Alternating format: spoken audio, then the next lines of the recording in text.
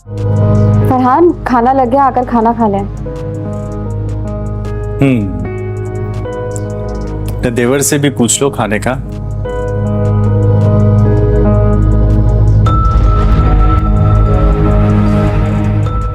वासिक, खाना लग गया, आ जाओ खा लो। लगता है मेरा भाई आज घर का खाना नहीं खाएगा। कोमल के साथ प्लानिंग होगी ना किसी 5 स्टार होटल में खाना खाने की। खैर, मुझ गरीब को तो गरीबों वाला खाना खिला दो। चलें। आ जाओ।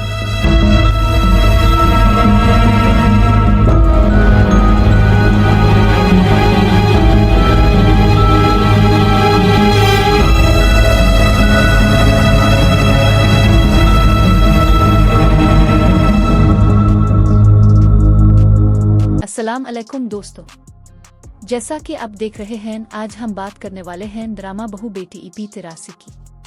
अगर आपने अभी तक चैनल सब्सक्राइब नहीं किया तो अभी कर लें, क्योंकि यहाँ आपको मिलती हैं बेहतरीन ड्रामा स्टोरीज।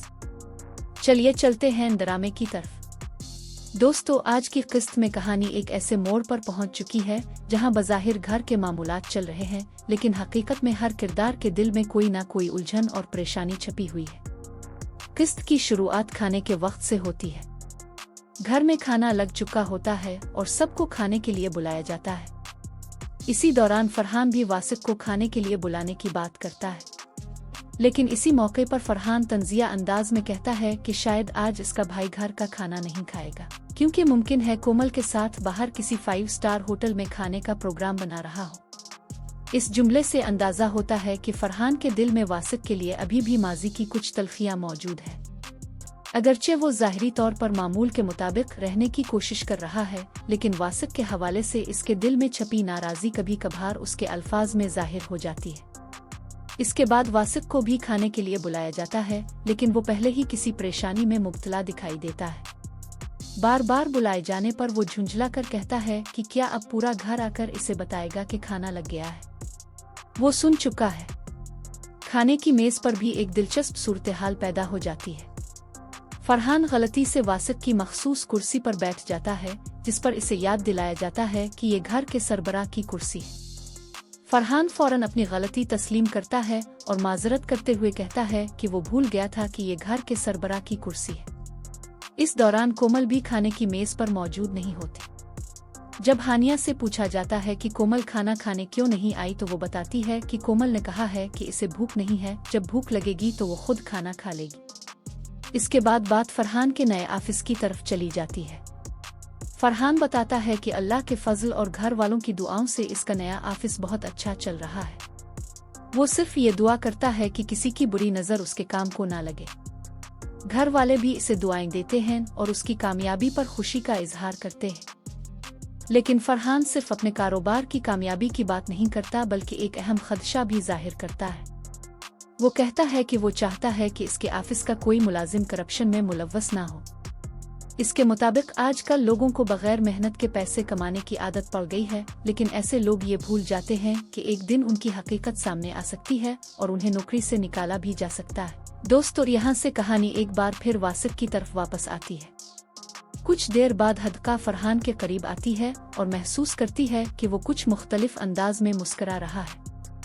वो फौरन पूछती है कि आखिर बात किया है और वो वासिक के बारे में तंजिया अंदाज क्यों इख्तियार कर रहा है।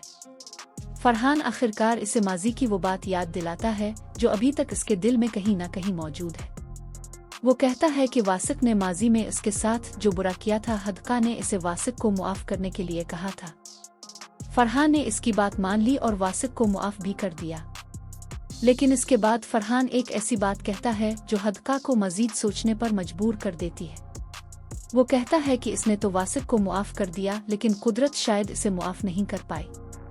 हदका इस बात को समझ नहीं पाती, लेकिन फरहान मजीद वजाहत करने से गुरेज करता है।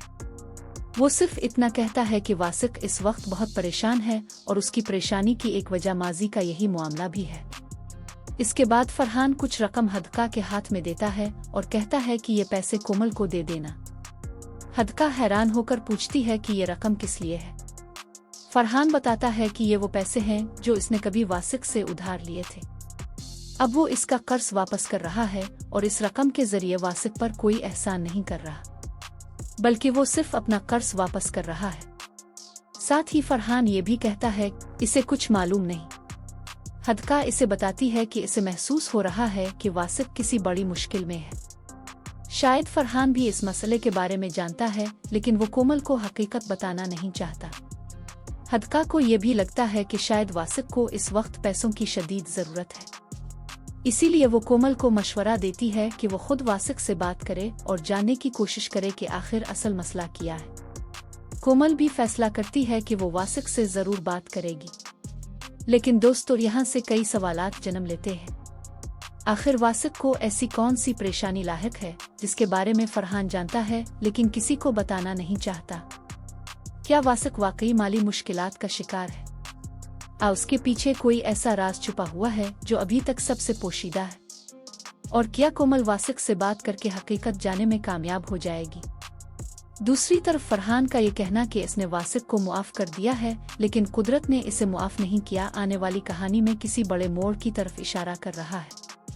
अब देखना यह है कि वासिक की परेशानी किस हद तक बढ़ती है, कोमल को असल हकीकत कब मालूम होती है, और क्या फरहान और वासिक के दरमियान माजी के तमाम हिसाब वाकई खत्म हो चुके हैं या अभी एक और बड़ा राज सामने आना बाकी है।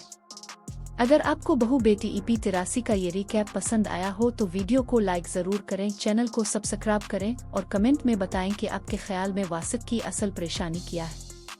मिलते हैं अगली किस्त के रिकैप में एक और जबरदस्त मोड़ के साथ। अल्लाह हाफिज।